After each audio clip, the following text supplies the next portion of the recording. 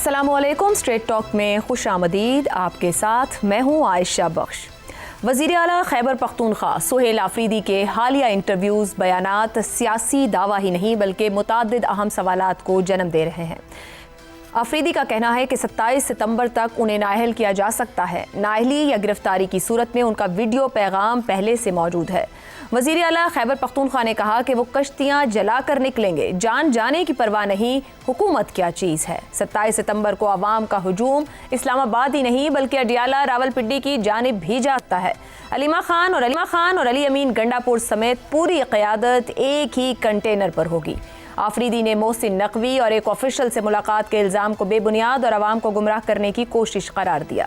सवाल यह है कि सुहेल आफरीदी का अचानक टेलीविजन चैनल्स पर इंटरव्यूज़ का सिलसिला क्यों और कैसे शुरू हो गया। एक सूबे का वज़ीर आला जब टीवी इंटरव्यूज़ में बैठकर जारहाना बयानात देने लगे तो इससे क्या तासुर उभरता है।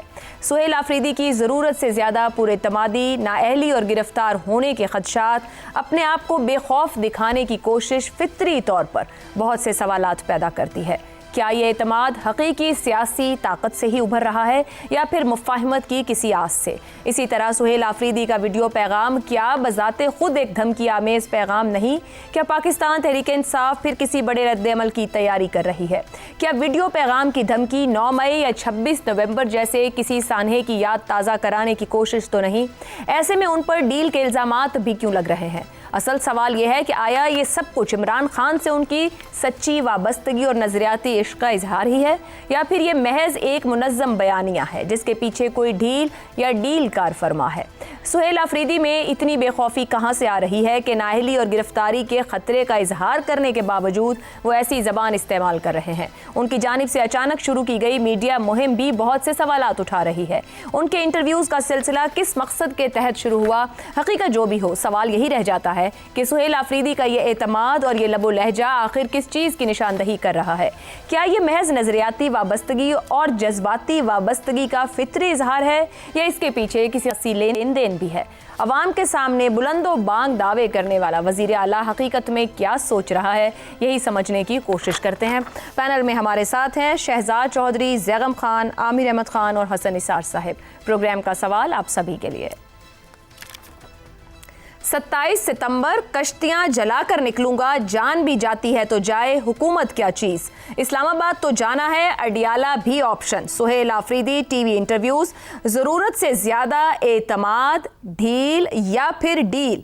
शहजाद चौधरी साहब, सुहेल आफरीदी ने गुज़िश्ता रोज़ मुतादिद interviews mainstream TV channels पे भी दिए, डिजिटल मीडिया पे भी मुलाकातें उनकी रहीं, इंटरव्यूज़ वहाँ भी दिए, यानी खुलकर अपने सियासी बयानिए या नज़रिए का इजहार उन्होंने किया है 24 से 48 घंटों के अंदर, और वो दिखाया भी गया है, नजर भी आया। क्या रेलेवेंट रहने की कोशिश है या जो वो कह रहे हैं कि हुकूमत दबाव में आकर उन्हें उनके इस ऐलान के बाद गिरफ्तार कर सकती है, क्या यह मुमकिन है? क्या अगर आप मेरे एक छोटे से सवाल का जवाब दे दें तो मैं बाकी फिल इन द ब्लैंक्स कर दूंगा। जी मुझे आप ये बताइए, आप जर्नलिस्ट हैं, बहुत सारी खबरें आपके पास आती हैं, मुझे ये बताइए 4 अगस्त को क्या सुहेल आफरीदी की मुलाकात नकवी साहब से हुई है या नहीं? अगर इसका जवाब मिल जाए तो बाकी हम सब फिल इन द ब्लैंक्स ही करेंगे। कुछ ऐसा है आपकी नज़र में, कुछ ऐसा लगता है कि ऐसी चीज़ कुछ हुई हो? सर, मुलाकातों की खबरें और इत्तलात तक की मामला है। कंफर्मेशन नकवी साहब या आफरीदी साहब की जानिब से उस तरीके से तो सामने मौजूद नहीं है। अच्छा, तो अब चले जाते हैं एक बहुत अच्छे सवाल के ऊपर जो आपने चंद दिन पहले हम सबसे पूछा था, और आपने कहा था ये 7 हफ्ते का जो बीच में वक्फा है, यानी हम 4 अगस्त की गालिबन बात कर रहे हैं जब 27 सितंबर का अनाउंसमेंट हुई थी, तो उस वक्त आपने कहा था 7 हफ्ते। ये 7 हफ्ते की लंबी चौड़ी ये जो गैप है, इसकी क्या वजह है? और हम सब ने अपने मुख्तलिफ आरा दी थी। तो मैंने ये कहा था कि मैंने छोटी सी शायद अपनी सोच के हिसाब से बात की थी कि शायद ये कोई प्रेशर बढ़ाने की बात है, कोई इस किस्म का शायद ये वक्त जो है, ये वक्त बजाते खुद एक प्रेशर बन जाएगा। अब पीटीआई उसको इस्तेमाल कर पाती है, किस हद तक कर पाती है, किस शक्ल में करती है, नहीं करती। ये एक तरह से एक लटकती हुई तलवार है, और लटकती तलवार का अपना एक प्रेशर जरूर हुआ करता है। अब वो किसी काबिल है, वो बेचारी या कुंद हो चुकी है तलवार, इसका मुझे अंदाजा नहीं है, लेकिन तलवार लटका दी जरूर गई है 27 सितंबर तक की। तो एक तो ये बात होगी, किसने लटका दी ये तलवार? हूँ उसके ऊपर तो। अच्छा, अब तीसरी बात ये है कि ARY और जियो, चले मैं तो चैनल्स का नाम ले रहा हूँ, एक्सप्रेस पे भी पाकिस्तान के 2 बड़े चैनल्स, 3 बड़े चैनल्स, 4 बड़े चैनल्स, जब 4 बड़े चैनल्स KP के चीफ मिनिस्टर सुहेल अफरीदी तक पहुंचे तो वो खुद से नहीं जाते। और वो ऐसे ऐसे लोग जहां पे इंटरव्यू कर रहे हैं जो खुद से नहीं जाते, ये लोग भिजवाए जाते हैं। किसने भिजवाए हैं, ये भी एक सवाल है जिसका कि शायद वो 4 अगस्त की मीटिंग के साथ ही कोई जवाब मिल जाए। थोड़ा सा मेरे जैसे लोग जो कि थोड़े से नाबल्द हैं सियासत से और नहीं समझते सियासत के खेल को, वो फिर असातिज़ा की तरफ रुख करते हैं। तो उस्ताद हसन निसार साहब का कहना है कि उन्होंने फरमाया, और बहुत दफा फरमाया हमारे प्रोग्राम के ऊपर, उन्होंने कहा कि something has to give, it can not be the same forever, something has to give. तो एक तो ये चीज याद रखने वाली है। और फिर उसके बाद एक और उस्ताद हैं, उनसे जरा छोटे हैं, सुहेल वड़ाइश, उनका कहना है कि अक्टूबर से आगे मामला नहीं चलेगा। अब ये मुझे नहीं पता, मैं तो इनकी बहुत इज्जत करता हूं दोनों की, और इनको पढ़ता हूं और इनको देखता हूं और उनकी बातें सुनता हूं और गौर करने की कोशिश करता हूं। अच्छा, ये इन दोनों का ये ख्याल था जो कि सामने आ गया। अच्छा, अब मैं इन दोनों उस्ताद के बाद एक होता है उस्ताज। अब ये उस्ताद की फारसी या अरबी की कोई वो है शक्ल, अब मुझे नहीं मालूम, लेकिन आमतौर पर जब किसी बहुत बड़े उस्ताद का जिक्र करते हैं तो उसका उस्ताज के नाम से लिया। तो जो बड़ा उस्ताद है उसने हलचल मचा दी है सारे हमारे निजाम के अंदर। PPP को ये नहीं पता कि सदर की कुर्सी बचेगी या नहीं बचेगी, AJK में जो हो रहा है वो हमें मिलेगा कि नहीं मिलेगा, वो कहाँ तक मिलेगा, ये कौन करवा रहा है, ये क्या हो रहा है, ये हमारा क्या हाल बनेगा, वगैरह वगैरह। सिंध के ऊपर प्रेशर अलहदा है। PMLN बेचारी वैसे ही उनका तख्त थरथरा रहा है इस वक्त कि PPP हट गई तो क्या होगा। बेचारी कह दिया आपने तो PMLN को, जो हुकूमत कर रही है बड़े सूबे और विफाक में। जी तख्त पे, जी बेचारी वो तख्त थर्रा रहा है ना इस वक्त। तख्त पे बैठा बेचारा ही होता है। हाँ, बेचारा ही होता है। तो ये जो उस्ताद के थ्रू आते हैं, ये सब ऐसे ही आते हैं। अच्छा, और फाइनली PTI, जिसको ढील संभालनी कभी नहीं आती, ये आपका सवाल का जवाब होगा। यस, उनको ढील संभालनी नहीं आती। अगर उनको ढील जो दी जाती है, जब वो संभालना आ जाएगा तो इस ढील को वो डील में कन्वर्ट कर क्या बात है शहजाद साहब। इनको जब भी ढील जाती है, ये अपने आप को भी खराब करते हैं, दूसरों को भी खराब करते हैं और सारे निजाम को खराब करते हैं। तो इंतजार कीजिए, 7 हफ्ते का वक्फा है, इसमें इतना कुछ खेल खेला जा सकता है कि ये सब का सब धड़ाम होके गिर भी सकता है। PTI का जो खेल है, ढील है, वो भी ढील की तरफ से हर तरफ से टूट भी सकती है। और जो मामलात हैं 28वीं तरमीम की शक्ल में शायद आपके पास कुछ ना कुछ इसका हासिल आ जाएगा। अब ये मैं हाइपोथेसिस दे रहा हूँ, मेरे पास कोई इन्फॉर्मेशन तो नहीं है, मैं तो आपकी बात नहीं, आपने दरिया को कूजे में बंद कर ही दिया है, सब कुछ उठा के पूरा सियासी एनालिसिस कर दिया, ये कहते हुए भी कि मैं इधर उधर से असातिज़ा से सीख रहा हूँ और समझ रहा हूँ, लेकिन क्या आप सब कुछ गए हैं आखिरी जुमले तक आते आते। आमिर अहमद खान साहब, ये जो सुहेल अफरीदी साहब ने इंटरव्यूज दिए हैं और इसके अंदर वो आगे कहते हैं कि मैं कश्तियाँ जलाकर निकलूंगा, ना उन्हें हुकूमत की ज़रूरत है, और तो नाअहली की भी अपनी बात कर रहे हैं। इस सारी सूरत हाल में वो जिस 27 सितंबर की तरफ बढ़ रहे हैं, आपकी राय में सुहेल अफरीदी 9 मई और 26 नवंबर से बचकर ये 27 सितंबर बर्पा कर पाएंगे? अच्छा, बातें वही हैं जो चौधरी साहब ने कर दी हैं, ज़रा उनकी मुख्तलिफ तरह से करने की कोशिश करता हूं मैं।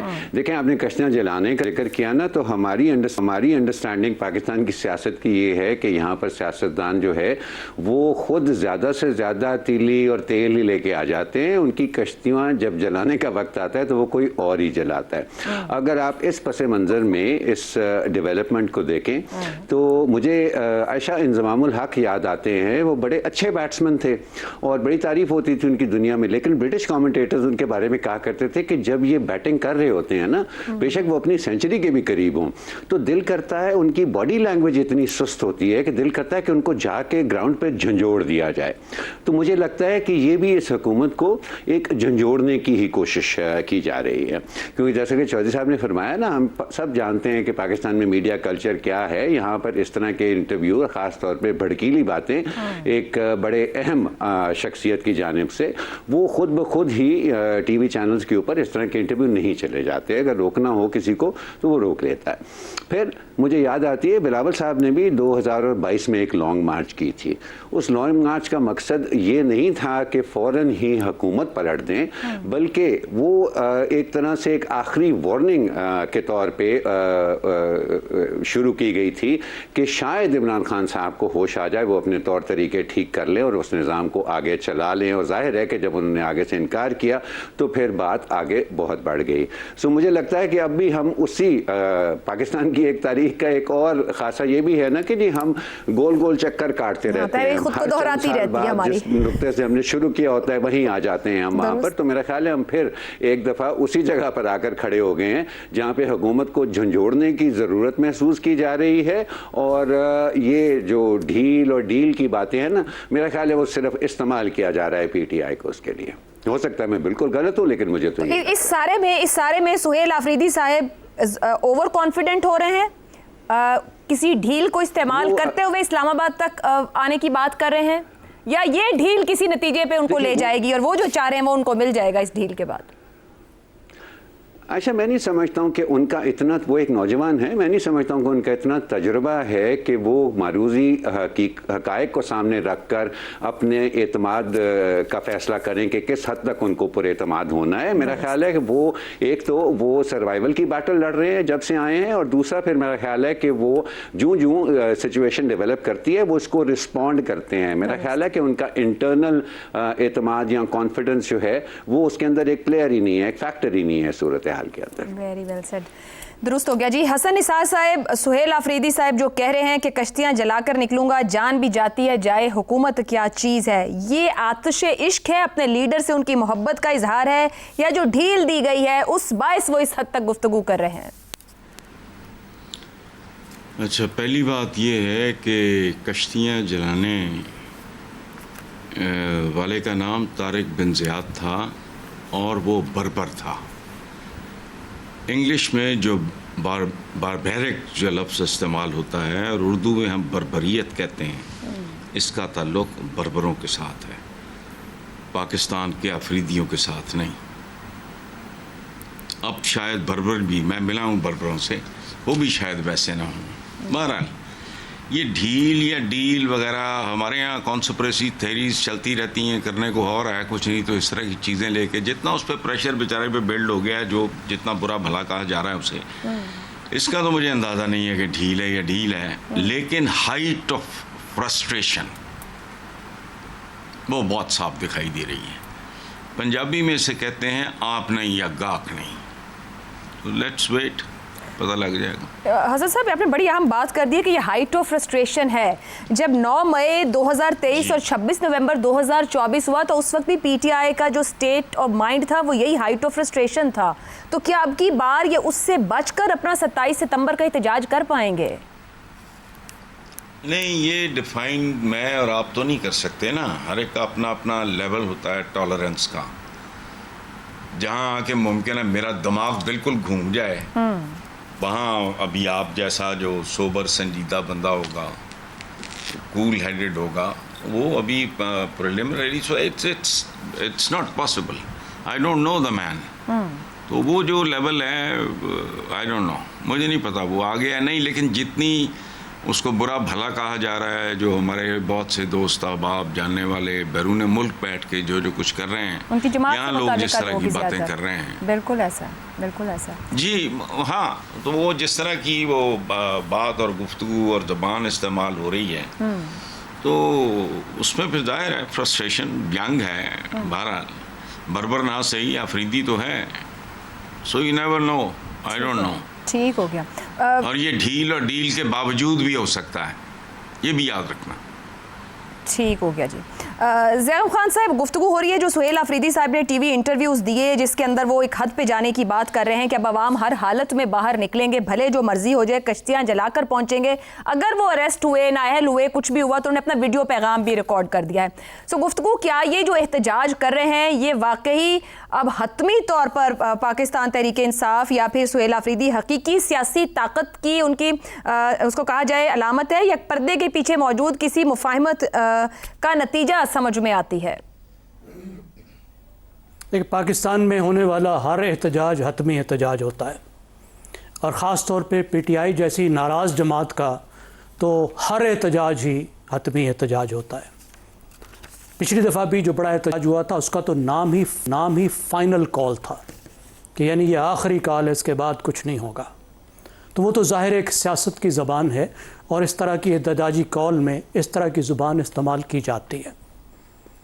जो मसला है सुहेल आफरीदी के लिए, उन पे इल्ज़ाम लगाने वालों को ख़ुद सोचना चाहिए कि उन्होंने एक सूबे के वज़ीर आला को, जो एक फेडरेटिंग यूनिट को हेड करता है, उसे पार्टी लीडर का रोल थाम दिया है और उसके ज़िम्मे लगा दिया है कि वो फेडरेशन के ख़िलाफ़, इस्लामाबाद के ख़िलाफ़ एहतजाज को लीड करे। यानी उसको ये भी कह रहे हैं कि सूबा भी चलाओ, गवर्नेंस भी ठीक करो, और ये वो सूबा है जिसके नाम पे पूरे मुल्क में वोट लिए थे और आगे वोट लेने हैं। एक मुश्किल तरीन सूबे की क़यादत संभालो, उसके माशी मसले भी हल करो, उसके माशरती मसले भी हल करो, दहशतगर्दी के मसले भी हल करो, और साथ ही पूरी पार्टी के लीडर बनकर हमें भी बचाओ और एहतजाज की क़यादत भी करो, इस्लामाबाद आकर भी हमला करो। और उसके बाद उसी पर तमाम तर इल्ज़ामात भी लगते हैं। अब उसने वो किया है जो तमाम टाइगर उसे बार बार कह रहे थे, और उसने जब वो कह दिया है, ऐलान कर दिया है, तो बजाय इसके कि उसका साथ दें, उसे कहें कि ठीक है हम खड़े हैं, सब ने उसी पर यलगार कर दिया। क्या यूट्यूबर, क्या लीडर और क्या आम वर्कर्स। अलीमा खानम साहब का भी आपने बात कर दी होगी, उन्होंने कहा कि मुझे समझ नहीं आता। वकास अकरम कह रहे हैं कि यहाँ तो मुशावरत ही नहीं हुई, पॉलिटिकल कमेटी से भी नहीं हुई, कोर कमेटी से भी नहीं हुई, और दूसरे लोग कह रहे हैं कि हम मुस्तरद करते हैं। और वो ये ख़ुद कह रहे हैं कि मैं जमात की, जो पाकिस्तान की जमात है और जो सूबों की जमात है, वो कहते हैं मैं सबसे इत्तफ़ाक़ राय ले चुका हूँ। अब पता नहीं असल सूरत हाल इसमें है क्या। अब देखिए, दो तरह के रुझानात हैं पीटीआई में। एक वो लोग हैं जिनका अपना ज़्यादा कुछ नहीं जाता, कुछ नहीं जाना, बाहर बैठे हुए हैं, जो कहते हैं कि बस फौरी जवाब दो, इनकलाब लेकर आओ, यलगार कर दो, वहाँ से बंदे लेकर आओ और यहाँ आके सब कुछ बदल दो। जो इनकलाबी सियासत करना चाहते हैं, लेकिन दूसरों की कीमत पर, पख्तूनख्वा के नौजवानों की कीमत पर। और दूसरे वो हैं जो कुछ ना कुछ पॉलिटिकल स्ट्रेटजी चाहते हैं, जो चाहते हैं कि जो कुछ हो वो सोच समझ के किया जाए, इन नौजवानों का, इस तवानाई का बेहतर इस्तेमाल किया जाए, उसको ऑर्गेनाइज़ किया जाए, सियासत को आर्ट ऑफ पॉसिबल के तौर पर किया जाए। और अगर इनकलाब भी लाया जाए, इनकलाब का लफ्ज़ ही सही, तो उसको भी इस तरह लाया जाए जो पॉसिबल हो। ये वो बात है मसलन जो सलमान अकरम राजा जैसे लोग बार बार दोहराते हैं। वो इस पर है the wisest man in the party, सबसे शायद पढ़े लिखे, सबसे तालीम याफ्ता आदमी हैं, और जो कह रहे हैं कि जितने बंदे अभी तक इकट्ठे हुए हैं, जितने बंदे हम इकट्ठे कर सके हैं, उनसे इनकलाब नहीं आते, पॉलिटिकल इवेंट होता है। और जब आप एक पॉलिटिकल इवेंट को इनकलाब का रंग दे देते हैं और उसे इनकलाब की तरह उसको मजमा लगाते हैं, इनकलाब की तरह इस्तेमाल करते हैं, तो फिर क्या होता है? फिर आप अपने लोगों को पिटवाते हैं, आप अपने लिए मुश्किल करते हैं। और ज़ैनब साहब, तो इसीलिए जितनी आपने गुफ्तगू की उसमें ये सवाल उठता है, इस ऐलान की टाइमिंग, 7 हफ्ते का वक्त, जमात के अंदर से मुस्तकिल लेग पुलिंग, सुहेल आफरीदी साहब जो कह रहे हैं वो ओवर कॉन्फिडेंट हैं, वो डील के बायस ये 7 हफ्ते लेके समझ रहे हैं किसी नतीजे पे पहुंच जाएंगे, या उन्हें आगे कोई डील दिखती है कि ये डील में वो कुछ डिलीवर करेंगे, जो कि ऊपर भी कुछ गुफ्तगू हुई कि कहीं और एक प्रेशर के तौर पर इस्तेमाल हो रहे हैं, तो फिर उनको कोई डील मिल जाएगी उसमें? देखिए, कोई भी एहतजाज होगा वो प्रेशर के लिए इस्तेमाल होगा, और इसलिए इस्तेमाल होगा ताकि रियायतें ली जाएं। अगर ये एहतजाज कामयाब होता है, जो स्टेटेड गोल है, तो उसके बाद क्या होगा? यही कह रहे हैं ना कि ये हमें रियायतें, ये हमें हकूक चाहिए। तो अगर उन्होंने 7 हफ्ते का टाइम दिया है और वो 7 हफ्ते के टाइम के अंदर एक मैसेज है कि हमसे बात कर लो, ये मसले हल कर लो, तो इसमें गद्दारी किधर से? ज़ैनब साहब, क्या सुहेल आफरीदी एक साल से वज़ीर आला है, वो कुछ हासिल कर पाएंगे या इस्तेमाल हो जाएंगे? देखिए, सुहेल आफरीदी बहुत कुछ हासिल नहीं कर पाते। उनकी जो पोजीशन है वो एक सूबे के वज़ीर आला हैं। उन्हें जिस मुश्किल में डाला गया है, पार्टी को नहीं डालना चाहिए। ये जो कुछ पार्टी हासिल करना चाहती है, ये सिर्फ खैबर पख्तूनख्वा के नौजवान हासिल नहीं कर सकते। ठीक हो गया। अगर पार्टी वाकई इनकलाब से तब्दीली लाना चाहती है तो फिर पंजाब को उठाएं ना, और ज्यादा लोग भी पंजाब के हैं जो सारा इल्जाम पख्तूनख्वा की क़यादत पर। खैर, अभी भी शफीक जान साहब तो कहते हैं वो पेशावर से 20 लाख लेकर चलेंगे और पहुंचेंगे। देखना यह है कि पाकिस्तान तहरीके ने दावों की बात कर रही है कि अब की बार वो करके दिखा पाएंगे। मगर एक ब्रेक लेनी है, ब्रेक से हम वापस आएंगे तो बात करेंगे। ऊपर बात हुई हुकूमत को झंझोड़ने की कोशिश कर रहे हैं, मगर पंजाब हुकूमत को झंझोड़ने की कोशिश इलेक्शन कमीशन बहुत महीनों से कर रहा है, मगर वो अभी तक जगा नहीं पाया है। ये मामला क्या है, इस ब्रेक के बाद।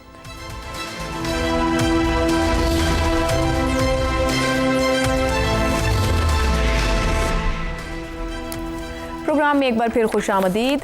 पंजाब में बल्दियाती इंतखाबात का मामला एक बार फिर इलेक्शन कमीशन और सूबाई हुकूमत के दरमियान मुशावरत की मेज़ पर पहुंच गया है, मगर असल सवाल अब भी वही है कि आखिर पंजाब हुकूमत बल्दियाती इंतखाबात करवाने से मुसलसल गुरेज़ां क्यों है। इलेक्शन कमीशन ने पंजाब हुकूमत को 20 अगस्त को इजलास में शिरकत की दावत दी है, जहां पंजाब में बल्दियाती इंतखाबात के लिए पोलिंग की तारीख पर हतमी मुशावरत की जाएगी। पंजाब में आखिरी बल्दियाती इंतखाबात 2019 में होने और मकामी हुकूमतों की मुद्दत दिसंबर 2021 को मुकम्मल हो गई। 5 बरस गुजरने के बावजूद शहरियों के बुनियादी मसाइल के हल, तरक्याती तरजीहात और वसाइल के इस्तेमाल के लिए बराह रास्त मुंतखब नुमाइंदों का निज़ाम ताहाल मौजूद नहीं है। 8 अक्टूबर 2025 को इलेक्शन कमीशन ने पंजाब में दिसंबर 2025 में बल्दियाती इंतखाबात करवाने का हुक्म दिया था, लेकिन सिर्फ 13 रोज बाद पंजाब हुकूमत ने नया लोकल गवर्नमेंट एक्ट मंजूर करके पूरा का पूरा कानूनी फ्रेमवर्क ही तब्दील कर दिया, जिसके बाद इलेक्शन कमीशन को अपना हुक्म वापस लेना पड़ा था। नए कानून के बाद इंतखाबी अमल आगे बढ़ाने के लिए मुख्तलिफ मराहिल और डेडलाइंस मुकर्रर की गई, मगर मुताद्दिद मराहिल और डेडलाइंस को इग्नोर कर दिया गया। इस साल जनवरी में इलेक्शन कमीशन ने पंजाब हुकूमत की तारीख पर सख्त बरहमी का इजहार करते हुए कहा कि 5 साल से बल्दियाती इंतखाबात ना होना शर्मिंदगी की बात है। ज़रूरत पड़ने पर कमीशन मामलात खुद टेक ओवर करके इंतखाबात करवाने की तरफ भी जा सकता है।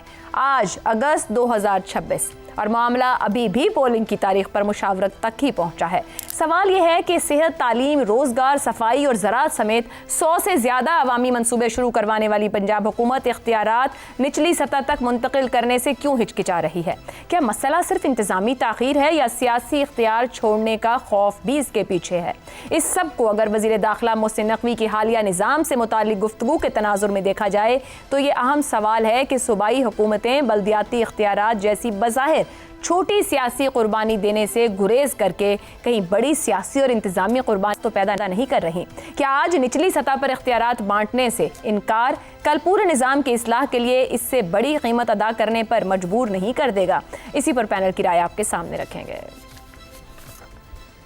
पंजाब 5 साल से बल्दियाती नुमाइंदों से महरूम, निज़ाम के अंदर से ही नए इंतजामी यूनिट्स की ज़रूरत का इतराफ़। क्या पंजाब हुकूमत बल्दियाती इख्तियारात ना देकर बड़ी सियासी कुर्बानी को दावत दे रही है? जैगम साहब। आयशा, ये सिर्फ बल्दियाती इंतखाबात की बात नहीं है, यह अवाम के हक़ के हुक्मरानी की बात है जो उनसे छीना जा रहा है। यह अवाम के अपने वसाइल पर इख्तियारात की बात है जो उनको नहीं दी जा रही। ये पाकिस्तान के 350 सियासी ख़ानदान ये चाहते हैं कि इनके अलावा जो भी सियासत में हो वो सिर्फ इनके ढोलों के आगे नाचे, वो ख़ुद मुंतखब ना हो, वो यूनियन काउंसिल में, डिस्ट्रिक्ट काउंसिल में, तहसीलों में, शहरों में अपनी नुमाइंदगी के ज़ोर पर कोई ताकत, कोई इख्तियार, कोई वसाइल हासिल ना करे। और ख़ास तौर पर अगर आप देखें मुस्लिम लीग का तो माशाअल्लाह पूरा एक ट्रैक रिकॉर्ड ही यही रहा है कि जो कुछ होगा वो तख्त लाहौर पर होगा और आधे से ज़्यादा 70% तक वो तख्त लाहौर पर ही खर्च होगा। यानी पंजाब के वसाइल होंगे और आबाद एक शहर होगा और उस शहर का भी कबाड़ा होगा कि उसे ऐसा मैग्नेट बना देंगे कि पूरे पंजाब की आबादी उधर को आएगी। ये अमीर तैमूर का जो दारुल खिलाफा है उसको बना के इन्होंने दम लिया है और कुछ भी ये देने को तैयार नहीं है। यहाँ तो पंजाब को तकसीम करने की, सूबे देने की बात हो रही है, इन्होंने तो सेक्रेटेरिएट नहीं दिया जनूबी पंजाब को। ये तो बिल्कुल तैयार नहीं है कि बल्दियाती इंतखाबात के ज़रिए से किसी को किसी तरह का कोई भी हिस्सा दें। मुकम्मल पेटनेज को अपने हाथ में, अपनी मुट्ठी में रखना चाहते हैं ताकि जिसको भी जो दिया जाए उसको पता चले कि मतलब बड़ी सियासी कुर्बानी देने को तैयार बैठे हैं। आता है। देखिए इसका यही नतीजा निकलेगा। आप देख लीजिए क्या फासला कितना ज्यादा आ गया है।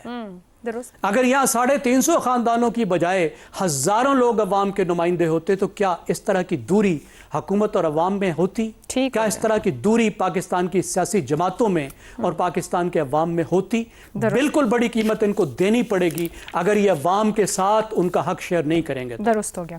हसन निसार साहब, निज़ाम के अंदर से नए इंतजामी यूनिट्स की ज़रूरत पर एतराफ़ और गुफ्तगू का आगाज़ है मुल्क में। क्यों पंजाब हुकूमत बल्दियाती इंतखाबात या इख्तियारात ना देकर बड़ी सियासी कुर्बानी देने को तैयार है? अच्छा, सबसे पहले तो मैं ज़ैगम साहब को दाद देना चाहूँगा जैसे किसी बहुत खूबसूरत शेर पे दाद दी जाती है। मेरे लिए बड़ा ये थर्ड डायमेंशन हमारे यहाँ बहुत रेयर है। मेरे जहन में कभी ये बात नहीं आई कि इसको सेंटर ऑफ अट्रैक्शन बना के लाहौर को तबाह बर्बाद करना है। ये बड़ी कमाल की और ओरिजिनल बात की है ज़ैगम साहब ने।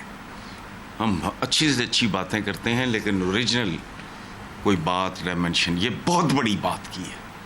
मेरे रोंगटे खड़े हो गए हैं ये सुन के कि लाहौर फटने के करीब आ गया ऐसा ही है। बहुत ज़बरदस्त बात की है। सबसे पहले तो इनको खराज तहसीन। दूसरा, सच पूछें तो हमारा बल्दियाती निज़ाम भी इसी आदमखोर निज़ाम की ही पख है।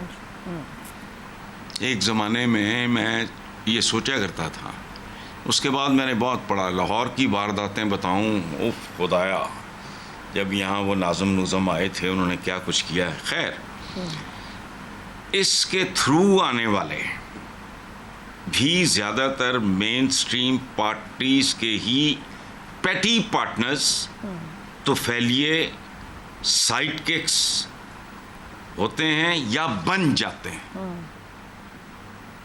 So let's stop glorifying this. बात ठीक है लेकिन ये वो मुल्क है, ये वो निज़ाम है जहाँ ठीक बात भी गलत होती है। स्टैंड चोरी होते हैं, यार को खुदा का खौफ करो। हैं भी तो आप 2 नंबर किस्म के इस्तेमाल शुदा सिरिंजेस इस्तेमाल करते हैं तो 5 साल के 4 साल के बच्चों को एड्स कैसे हो सकती है? सो ये भी ढोंग है। ठीक हो गया। Once again thank you Zaigham साहब, ठीक हो आपने गया। बड़ी खूबसूरत बात की। दुरुस्त है। एक ब्रेक लेते हैं, ब्रेक के बाद गुफ्तगू को आगे बढ़ाएंगे।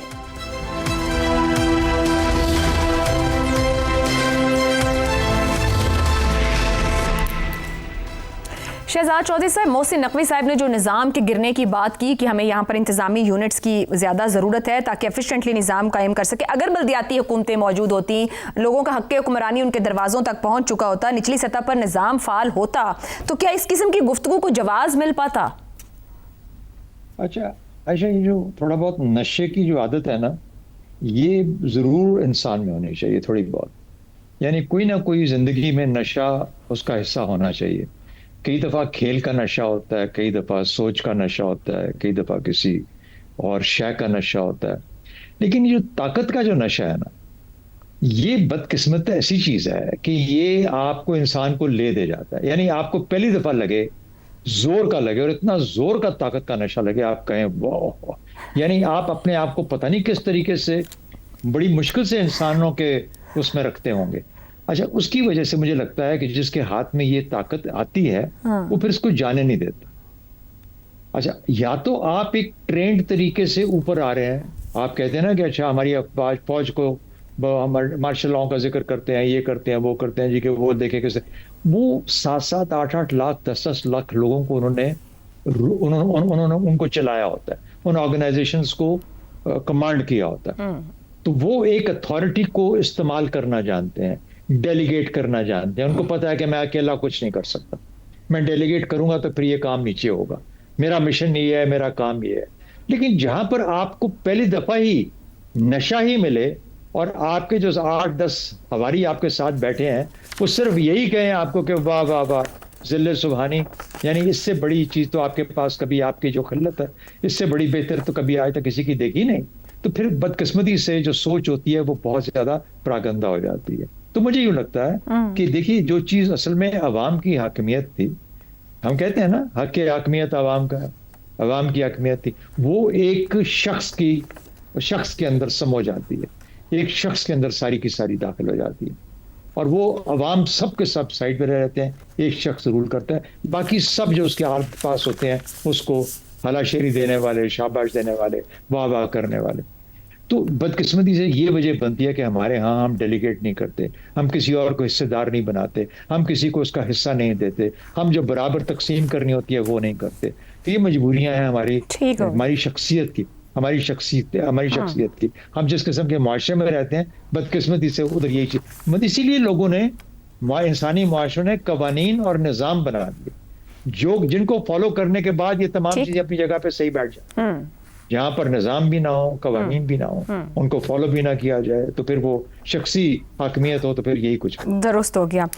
आमिर साहब, गुज़िश्ता साल, करीबन साल होने को 8-10 महीने हो चुके जब से इलेक्शन कमीशन कह रहा है कि आए बैठें और लोकल गवर्नमेंट के लिए इंतखाब की तारीख का ऐलान करें, मगर बेबस सा इलेक्शन कमीशन दिखाई देता है। मगर दूसरी तरफ पंजाब में मरीम नवाज की कारकर्दगी, प्रोजेक्ट्स को देखें, कौमी बैनुल-अक़वामी इदारों की सताइश को भी सामने रख लें, चलें जी कुछ किया है, क्या अब भी सियासी मकबूलियत पर यकीन नहीं है कि लोकल गवर्नमेंट इंतखाबात करवाने को तैयार नहीं है? आयशा, इन टर्म्स के में अगर हम देखें ना, तो ये बात कहीं से कहीं पे भी हम ले जा सकते हैं, but let's cut to the chase. जब हम इख्तियारात का लफ्ज़ इस्तेमाल करते हैं, उसका क्या मतलब है आयशा? उसका मतलब है पैसा। आप अगर मुझे आज कहें कि आमिर आप बाइख्तियार हैं, आप चाहें तो आप इस्लामाबाद जा सकते हैं, अरे भाई मेरे पास टिकट खरीदने का पैसा होगा तो मैं जाऊंगा ना। अब जो NFC के ऊपर वफाक का सूबों के साथ झगड़ा है, वो क्या है? वो पैसों के ऊपर झगड़ा है ना जी, और तो किसी चीज़ के ऊपर नहीं। इसीलिए उनको इतनी तकलीफ है ना NFC अवार्ड की। सो अगर आपने इख्तियारात मुंतकिल करने हैं, तो आपको उन इख्तियारात पर अमल दरामद करने के लिए पैसे भी तो देने पड़ेंगे ना। फिर आप 11 अरब के जहाज जो अभी खरीद लेते हो, उसके बाद तो वो 1-1, 2-2 अरब करके वो छोटे सूबे बने या छोटे इंतजामी यूनिट बने, उनको चले जाएंगे। और आप जो आज प्रोजेक्ट्स अपने नाम पर शुरू कर रहे हैं या अपने वालिद के नाम पर शुरू कर रहे हैं, वो फिर कोई और मुजफ्फरगढ़ में अपने नाम पर शुरू कर देगा। प्रॉब्लम सारी की सारी यहाँ पर जो है वो पैसा है। अगर पाकिस्तान एक मजबूत किस्म की मईशत होती जिसके पास ये पैसे के मसले ना होते, मैं नहीं समझता हूँ कि किसी भी हुकूमत को कोई प्रॉब्लम होती कि वो इख्तियारात मुंतकिल करे नीचे और छोटे यूनिट्स के जरिए काम करे, क्योंकि वो एक ज़्यादा एफिशिएंट तरीका है काम करने का। उसके ज़रिए फिर आप वक्तन फ़वक्तन, ठीक है 80% पुराने लोग आते हैं तो 20% हर दफ़ा नए लोग भी आ सकते हैं। आपकी नई क़यादत भी, आपके बहुत सारे मसाइल उससे हल हो सकते हैं ग्लोरीफाई किए बगैर भी, अगर ये प्रोसेस को आगे चलाया जाए। लेकिन प्रॉब्लम सारी की सारी ये है कि जो थोड़ा बहुत पैसा है आपको, और पाकिस्तान में पैसे के ज़ोर पर सियासत खरीदी जाती है, हर सियासी जमात यही करती है, वो पैसे की बुनियाद पर अपनी सियासत खरीदती है, वोटर्स खरीदती है। तो अगर आप वो पैसा हाथ से नहीं जाने को तैयार, तो ये बात इलेक्शन कमीशन को भी समझ लेनी चाहिए कि वो जितनी मर्जी मीटिंग कर ले, जितनी मर्जी डेडलाइन दे दे, अरे भैया वो नहीं पैसा देना चाह रहे हैं तो फिर वो क्यों इस बारे में सोचेंगे? और ये सियासी जुआ वो खेलने को तैयार रहेंगे। ठीक है, बड़ी कुर्बानी तो बड़ी बात है ना, जब वो वक्त आएगा तो दिखी जाएगी। फिलहाल तो ये पैसा जो है ये सोचोगे ये कैसे खर्च करना। दुरुस्त हो गया। तो गुफ्तगू यहाँ तक पहुंची कि वो जो मोहसिन नकवी साहब ने बात की थी, हमने अपना बना दिया है कि इसमें ठीक बात भी गलत लगती है। तो आखिर में यही कुछ कहा जा सकता है कि जो ताकत और इख्तियार हुक्मरानों के पास है वो अवाम की अमानत है, मेहरबानी करके एहतियात से इस्तेमाल करें। आज के लिए इतना ही, इजाज़त दीजिए, अल्लाह हाफ़िज़।